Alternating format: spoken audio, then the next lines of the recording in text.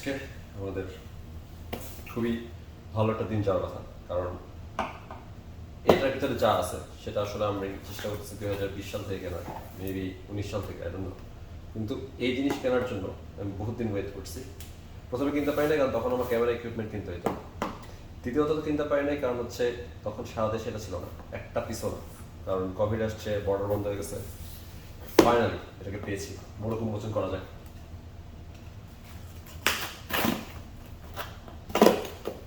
সত্যিকার যে ছুরিটা ব্যবহার করতে যাচ্ছিলাম সেটাকে তো পাইনি, তো এই মরা ছুরিতেই এক একটা ওপেন করতে হবে। জসমিন দেশে বড় চার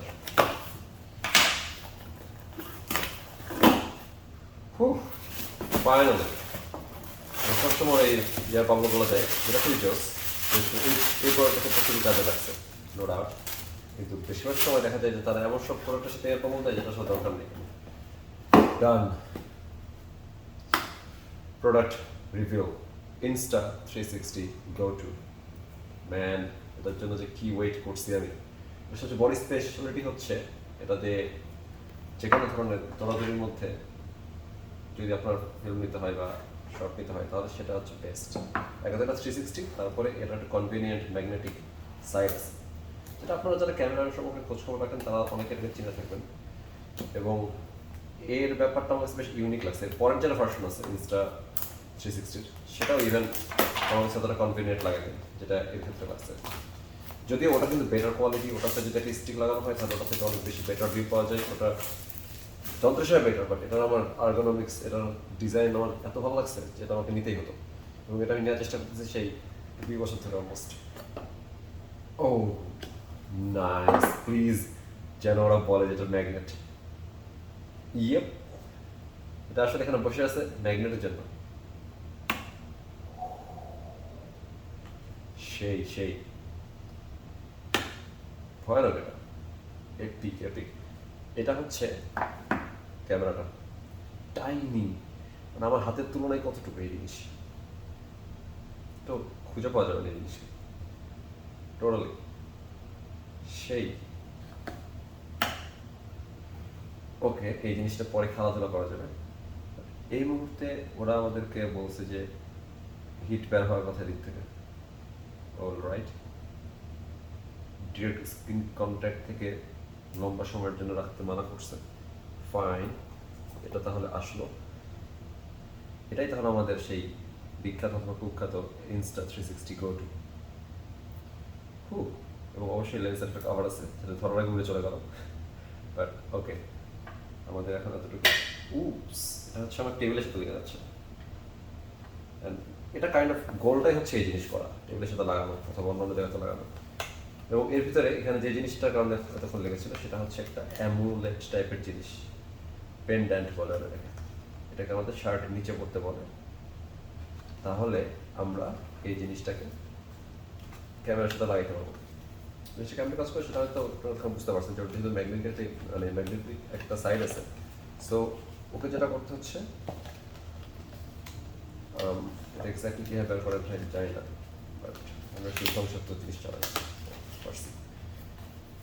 ম্যাগনেটিক যে সাইডটা আছে সেটার মধ্যে ও লেগে যাবে এবং এটা থাকবে জামার ভিতরে। তাহলে ম্যাগনেটিক সাইডের মধ্যে যদি লেগে যায় সুন্দর মতন,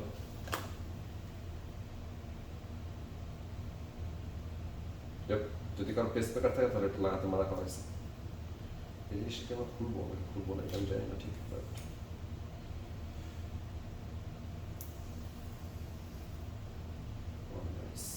অলরাইট, থাকবো নট ব্যাড।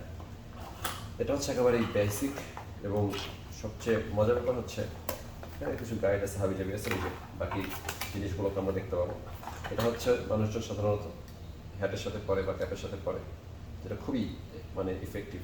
এটার মধ্যেও সুন্দর মতো এটা বসে যায়।